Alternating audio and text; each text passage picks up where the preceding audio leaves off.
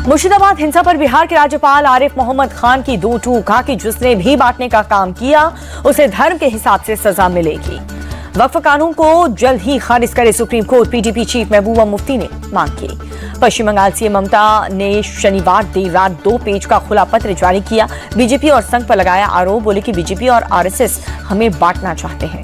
CM ममता बोली, BJP और RSS vote डालो और राजनीति करो की योजना बना रहे हैं। संघीय चुनाव राजनीति के लिए ये लोग हमें बांटना चाहते हैं। मुर्शिदाबाद हिंसा के खिलाफ बीजेपी नेता शुभेंदु अधिकारी ने नेताजी भवन में श्याम प्रसाद मुखर्जी भवन तक की रैली की। बीजेपी नेता शुभेंदु अधिकारी ने किया दावा, कहा कि कम से कम 1000 परिवार पीड़ित, 10,000 से ज्यादा लोग हुए विस्थापित। मुर्शिदाबाद हिंसा को लेकर के राष्ट्रीय महिला आयोग की अध्यक्ष विजया राहटकर बोली कि इस मामले में राजनीति न हो, वहां पर महिलाओं की हालत बहुत खराब है। हैदराबाद में वक्फ कानून के खिलाफ all India Muslim personal law board का प्रदर्शन, ओबीसी की ओर से बुलाए प्रोटेस्ट में डीएमके और बीआरएस के नेता शामिल हुए। एआईएमआईएम प्रमुख, ओबीसी का वक्फ कानून के बहाने मोदी सरकार पर हमला, देश के हुक्मरान हमें मिटाना चाहते हैं, हम झुकने वाले नहीं। वक्फ कानून लागू होने के बाद यूपी में पहली एफआईआर, बरेली में फर्जी कागज से सरकारी जमीन को बनाया वक्फ प्रॉपर्टी। फर्जी तरीके से चैरिटेबल ट्रस्ट बना करके मजार और दरगाह पर अवैध वसूली भी शुरू। पुलिस ने मुख्य आरोपी सब्जे वाले समेत 11 लोगों के खिलाफ एफआईआर दर्ज की। बीजेपी ने निशिकांत दुबे और दिनेश शर्मा की न्यायपालिका पर दिया बयान से किया किनारा। जेपी नड्डा बोले, ये उनका व्यक्तिगत बयान, पार्टी का इससे लेना देना नहीं। वक्फ कानून पर सुनवाई को लेकर के बीजेपी सांसद निशिकांत दुबे ने साधा निशाना, कहा कि जब सुप्रीम कोर्ट में ही बनने हैं कानून तो संसद को कर देना चाहिए बंद। निशिकांत दुबे ने कहा कि देश में धार्मिक हिंसा भड़काने के लिए सुप्रीम कोर्ट जिम्मेदार है, वो अपनी सीमा से बाहर जा रहे हैं। सुप्रीम कोर्ट को लेकर निशिकांत दुबे के बयान पर अखिलेश यादव बोले, निशिकांत दुबे ने जो कहा वो बीजेपी की सोच है। निशिकांत दुबे के बयान पर तेजस्वी यादव बोले, न्यायालय पर ऐसी टिप्पणी न हो, निशिकांत के खिलाफ अवमानना की कार्रवाई होनी चाहिए। बिहार के बक्सर पहुंचे कांग्रेस अध्यक्ष मल्लिकार्जुन खड़गे, जनसभा को संबोधित किया। बोले, मोदी और नीतीश की नजर सिर्फ कुर्सी पर, बिहार की बेहतरी पर नहीं।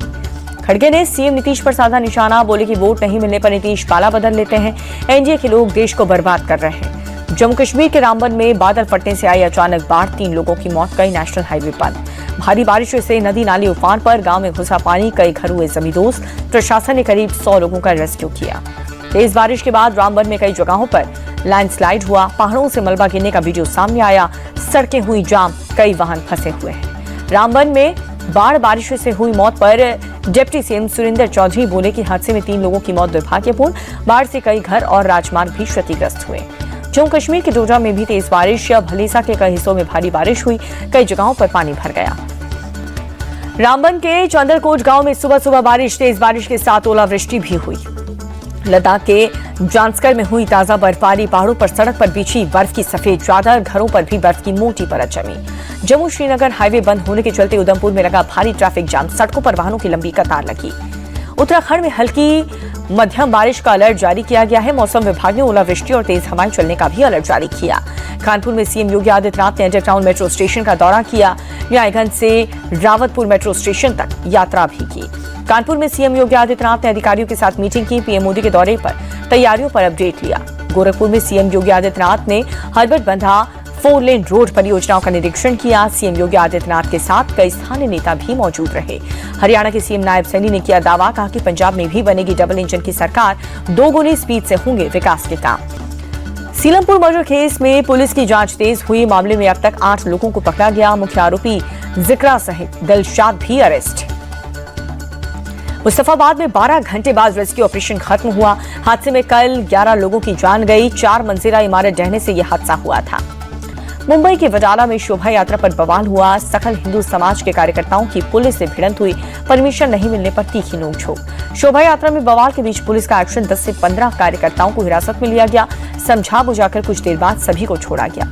महाराष्ट्र के परभणी में 2 गुटों के बीच पथराव हुआ। खेलने के दौरान छोटे बच्चों के बीच मामूली झगड़े से बवाल मचा।